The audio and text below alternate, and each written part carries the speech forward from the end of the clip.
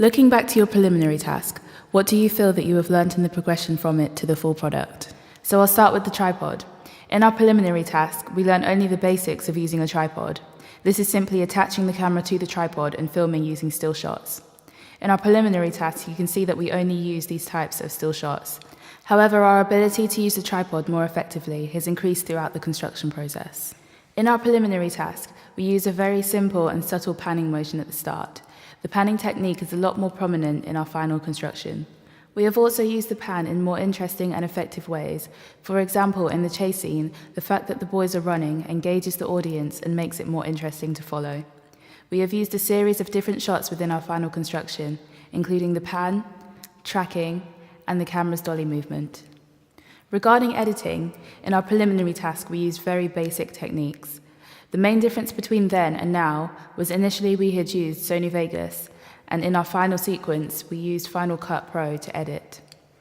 We used no filters and manipulated none of the footage in our preliminary task.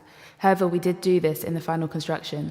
The main things I learnt were how to fade sound in and out and how to manipulate footage through the use of effects. For example, I used intro flashes and the effect Cold Steel. Fading sound I found to be really quite easy. You can see on the screen the two white dots on the sound file. All this means is that I created two keyframes, one where I wanted the fade to begin and the second where I wanted it to end. All I had to do was drag down the last keyframe and the fade was created. What I learnt throughout the process allowed me to create something that looked a lot more effective and completely encompassed our genres. Continuity was not at all an issue during our preliminary task, as it was all done on the same day, so this was easy to make continuous. However, we found that in the construction we had a lot more problems with this, mainly because of the time span we had to film it over, and there were a lot more factors to take into consideration.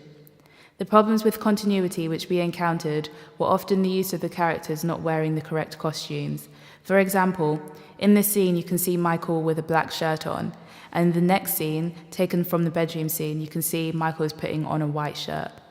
Also, in the walking to school scene, we can clearly see that Michael is carrying a bag. However, the camera cuts, and you can see that for some reason Ashley is now wearing the bag and Michael does not have one. This problem was not identified until I came to editing the footage. There wasn't really much that we could do about this due to the lack of time we had at that point, but we just had to hope the verisimilitude and the continuity were not obviously disrupted for the audience. In the preliminary task, the camera we used did not give us the option to choose auto or manual focus. In the construction, however, we used Ashley's Canon 600D. This camera did allow us the option. In the scenes I filmed, I used a series of shots with autofocus and others with manual focus. This was just to give me the experience with using both settings.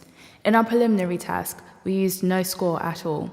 We only used the sounds which the camera actually picked up in the process. We didn't even use any sound effects or anything like that. All we used in relation to sound was dialogue. In our final sequence, we used a series of sound techniques. We used not one, but two different soundtracks to represent the different genres within our sequence. For the action thriller scenes, we used a more creepy sounding track in order to create an on-edge atmosphere, a typical convention of this genre. We used a contemporary and upbeat soundtrack for our bedroom scene onwards to engage our teenage audience.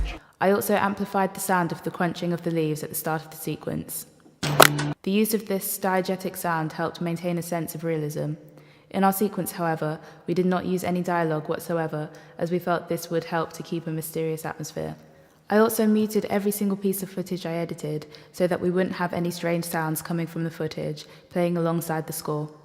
One thing we lacked in the process of our preliminary task was audience feedback. As a result, this did not influence our sequence and did not result in any changes of the product. The final sequence taught me the vital importance of receiving audience feedback, to know if our target audience would even remotely enjoy what we were creating, and also to know if we were containing the right type of content in order to conform to the audience's genre expectations. Overall, it was definitely a lot harder to produce a 2-minute sequence than it was to create our preliminary task. On the contrary, the process of the sequence allowed us to use a series of different techniques, making it a lot more interesting to produce, so I guess that made up for its difficulty. For example, the use of our camera, which gave us HD footage, and our ability to edit on a more advanced software, and one that I was familiar with, allowed us to do a lot more with ease due to the knowledge we had of our possessions. It takes a lot more skill, planning and preparation to create a 2-minute sequence. I have learned a lot about all of the micro elements that contribute to creating the bigger picture that I would not so much have realized otherwise. I think it would have been very interesting if we could complete the entire film to see where it was going in terms of storyline development. I would also find it very interesting to participate in the ongoing process of filming and planning the entire film, but the amount of time that would take I now realize is incredible. It has opened my eyes to the film industry and made me aware of just the fraction of what really goes into making an entire production.